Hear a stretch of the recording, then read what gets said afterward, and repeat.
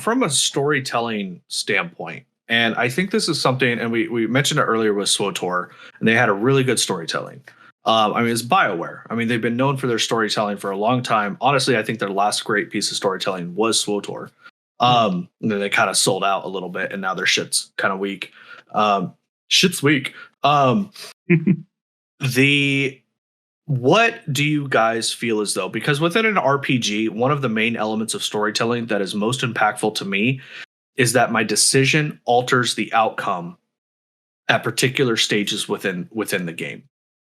Now, in an MMORPG, this is difficult because you need the story to flow in a coherent manner that makes sense for the general player base.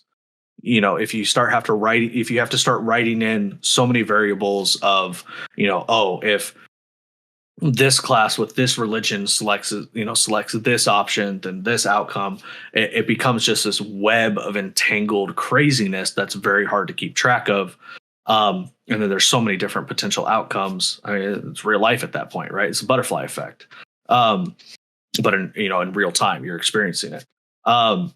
What do you guys think Ashes needs to do when it comes to in-game storytelling? Not just the lore that we've deciphered so far, but the actual in-game storytelling, because to my knowledge, they haven't. They said that they're not really looking to go the voice actor route. They're not really looking to go the cinematic route. So what do we need? More directed to you here, Bard, because I know you have a lot more of the RP background than I think Fane and I do. Where Fane and I are more just kind of get in, get world first, and get out. Yeah. And so from like more of an RP standpoint, what do you need from storytelling within Ashes of Creation to feel like you've had an impact on the story as a player? I mean, I think they're kind of already doing it in terms of how each server is going to be different, right? I think that's like you already feel impactful in terms of what I would say is each individual, like, and that's something people need to learn. Like, this RPG isn't going to be like, you're the hero of the story. You go out and you're slaying, whatever. That's not this story. If you're going to be a solo player in this game, you're going to be, you're still, a magical being. You can do magical things. You can create awesome stuff, but you're not this hero. You're not following along with the story. The story itself is following along with everything that's happening in the world and being a part of it. Not being the main protagonist, but being a part of it.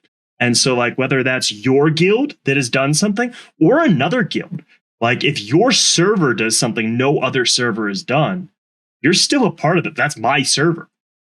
You feel a part of it. You feel engaged, and you feel compelled to listen and watch along. And that's the idea. I don't think they need to do anything different from what they've already said they're doing. I think would there be too much disconnect for a new player coming in 6 months, a year later? Because I think if you're there, I totally agree with what you're saying. If you were there, if you were a part of it, right? Like, oh, we killed this raid boss, or we leveled up this node, it impacted the world this way. But how do you convey that to a new player? Because that's one of those things where it's like good storytelling is about perception, or is how, in book terms, it's how the reader perceives the author and the words that they choose to use and their own intellectual, their own intelligence, their own understanding of the words, the inflection they choose to read the words in. If the story has already been told, how do you convey good storytelling to a person who's coming into the game later?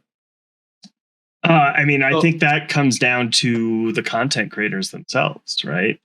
I think there will be people and content creators who tell the story of the server that they're going to join. I think that's a way, but I do think that Intrepid does need to do some. And I don't think it necessarily needs to be in I'm not saying that there needs to be a history lesson before they are able to log in and play their character. I think it's more along the lines of, in my head, having some kind of progressing storyline, and it does sound like that's what they're going for. Yeah, they've already said they were going to do that. Intrepid wants the overarching storyline, and then you have the server storyline, and then you have the world storyline, and then you have the your node storyline, then you have your guild storyline, and you have all of these different storylines that kind of play into it in and of itself. But again, I just go back to the question of from a purely new player perspective. And taking content, because I don't think it purely rests on content creator. I think that is a way to give more detail. I mean, when I wanted to understand more WoW lore, I watched WoW lore content creators to get more understanding of the lore. But I made that decision for myself, and that was because there were gaps within the game of WoW that didn't give me the detail that I needed. And so when I jumped into WoW at Warlords of Draenor, I'm like, who the fuck is Gul'dan? Who's Archimonde? What the fuck is going on? Like, what is all this shit? And so I had to take it upon myself to go find it. And it's completely reasonable if the question is that I just need to do my own research. So what I would say is what you're getting at is from a new player standpoint, on an initial launch and all that, the first few months of this game, they don't need to do anything. But the lore is written by itself. Yeah. What I would say is as they release major patches and stuff, they do need to go back and change some of the old stuff to make sure it's all concurrent, right? Make sure that it all lines up.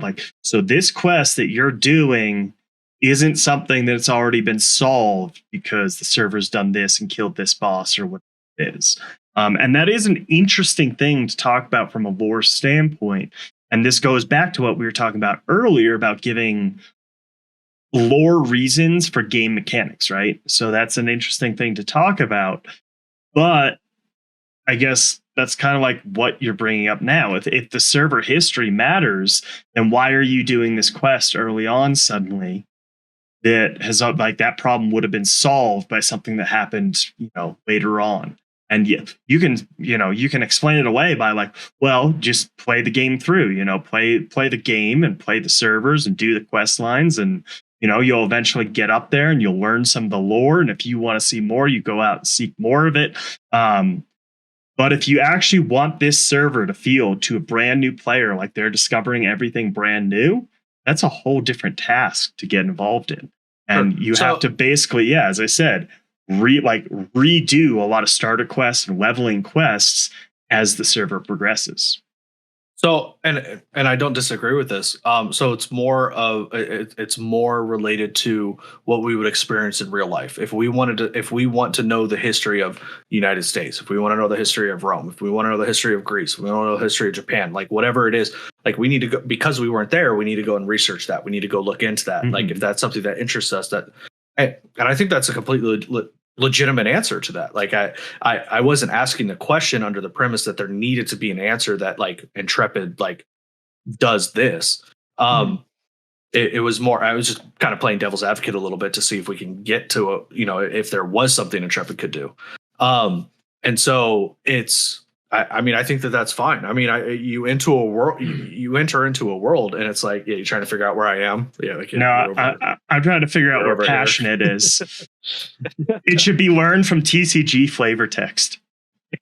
I'll take that one. Yes, that's perfect. It's over there on my screen. One thing that was always super cool, and I mean, a little biased here because Superwife said it. But one thing that I always loved about Game of Thrones intro was that the map that they showed while they're, what's going on. Wait, can you do that again real quick? No, you can clip it and go fuck yourself.